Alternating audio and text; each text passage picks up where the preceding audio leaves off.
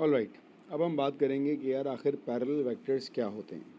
पहले हम parallel vectors की एक ग्राफिकल नोटेशन के दिखने में कैसे होंगे पहले उस पर बात करते हैं।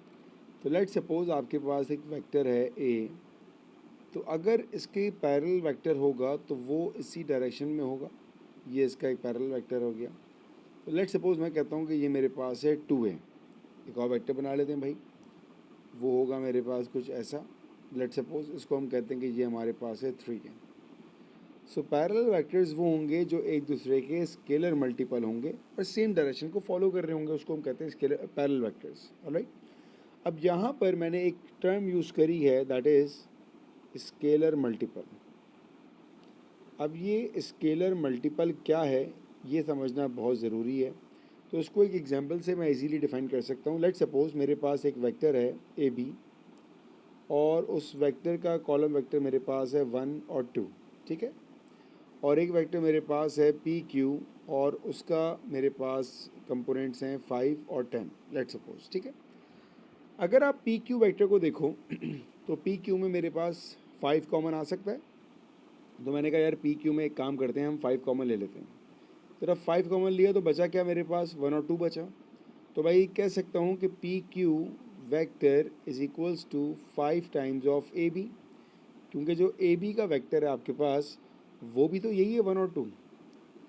तो मैं ये कह सकता हूँ कि पी क्यू आपका बराबर है 5 टाइम्स ऑफ ए बी। इसको हम बोलते हैं स्केलर मल्टीपल। ये मतलब होता है स्केलर मल्टीपल का कि आपका एक वेक्टर दूसरे का कोई कांस्टेंट से मल्टीप्लाई हो तो वो वेक्टर सेम हो जाए, इसको हम कहते हैं स्केलर मल्टीपल।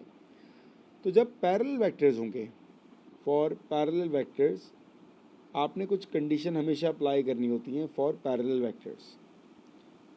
क्या कंडीशन है भाई वो, अगर हम कहते हैं कि A and B are parallel vectors, तो आप उसकी कंडीशन लिखोगे कैसे, आप कहोगे ए बराबर है के टाइम्स बी के। ऑलराइट, ये आप हमेशा लिखोगे।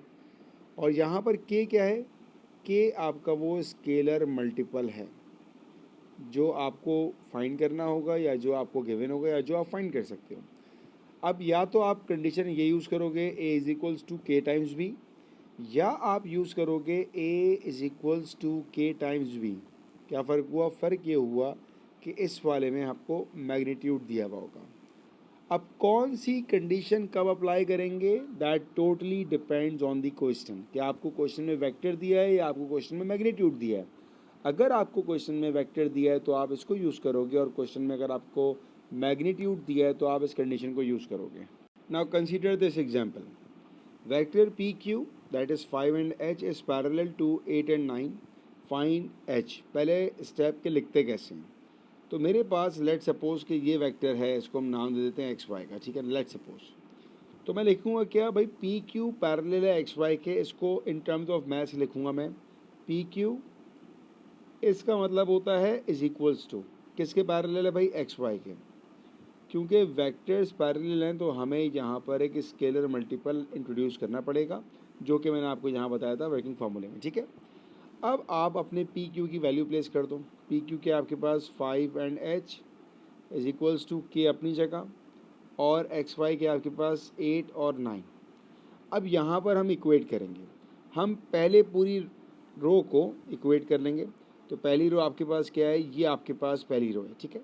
तो मैं इसको एज इट लिख दूंगा, ये आ जाएगा 5 इज इक्वल्स टू के टाइम्स ऑफ 8 एंड के इज इक्वल्स टू 5/8। अब जैसे मैंने पहली रो को इक्वेट किया उसी तरह अब हम सेकंड को करेंगे। सेकंड में कौन आएगा, सेकंड में आएगा h इज इक्वल्स टू के टाइम्स 9, ये आपकी सेकंड बन जाएगी। तो यहाँ लिख रहे हैं हम लोग h इज इक्वल्स टू के टाइम्स 9। h की वैल्यू आपको नहीं पता, बट आपके पास k की वैल्यू आ चुकी है, दैट इज़ 5/8।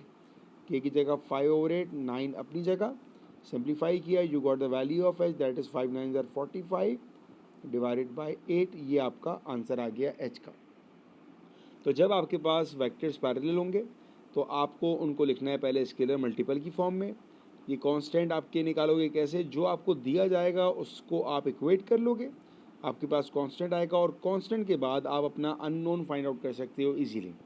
अब जो मैं आपको कह रहा था कि आपका क्वेश्चन किस फॉर्म में दिया जाएगा, देखें यहाँ पर मैंने इस कंडीशन को यूज़ किया क्योंकि मेरे पास वेक्टर्स थे। अगर मेरे पास क्वेश्चन में मैग्नीट्यूड दिया जाता तो मैं इसको यूज़ करता।